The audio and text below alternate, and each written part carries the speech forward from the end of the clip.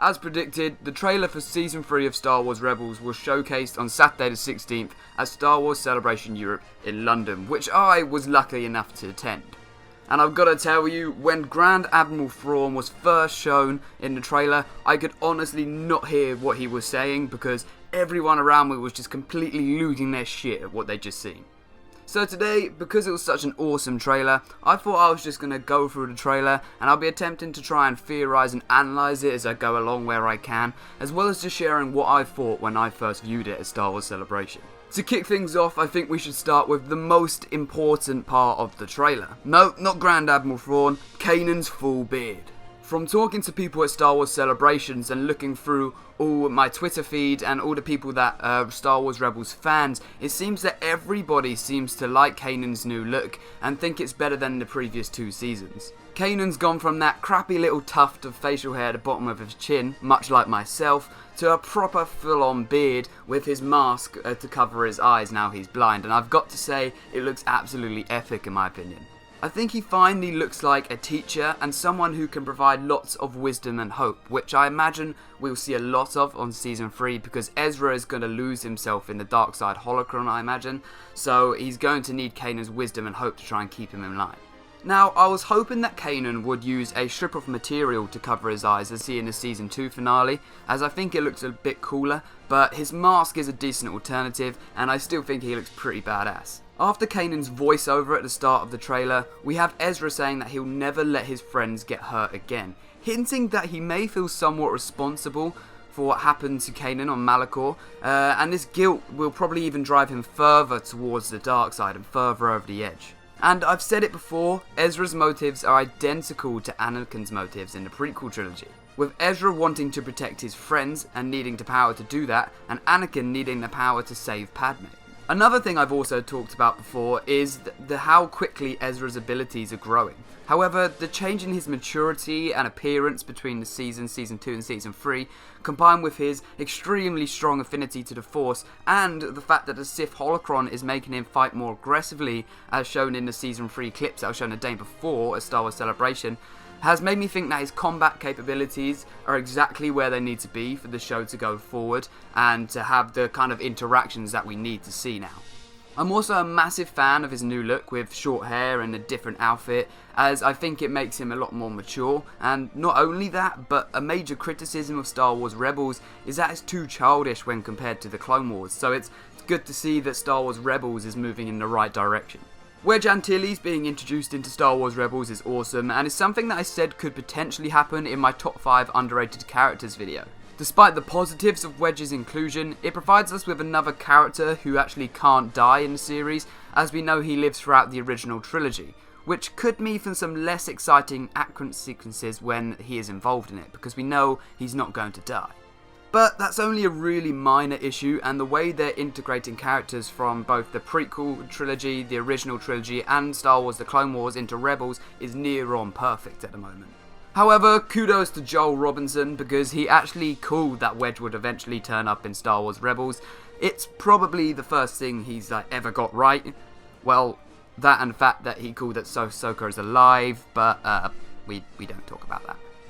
It's good to see Hondo return again, and I find his personality amusing, especially when it's mixed with the seriousness of the Rebel Alliance now, and you see in the trailer Ezra's reaction compared to the reaction of all the Ghost crew, and I think it will be really interesting to see if there's any friction between them. It also seems in the trailer that the Rebellion are attempting to steal some Y-Wings for use in their fleet, as seen in the Battle of Yavin and A New Hope.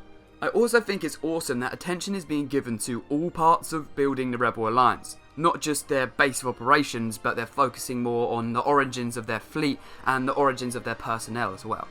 Clone Wars era battle droids is something I certainly didn't expect to see in Season 3, but I'm more than satisfied that they are.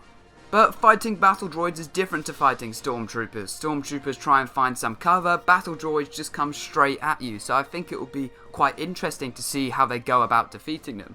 And obviously, Captain Rex's clank account from his 501st Legion days in the Clone Wars is pretty damn good, so we may see Rex become a more important part of the team in this particular situation.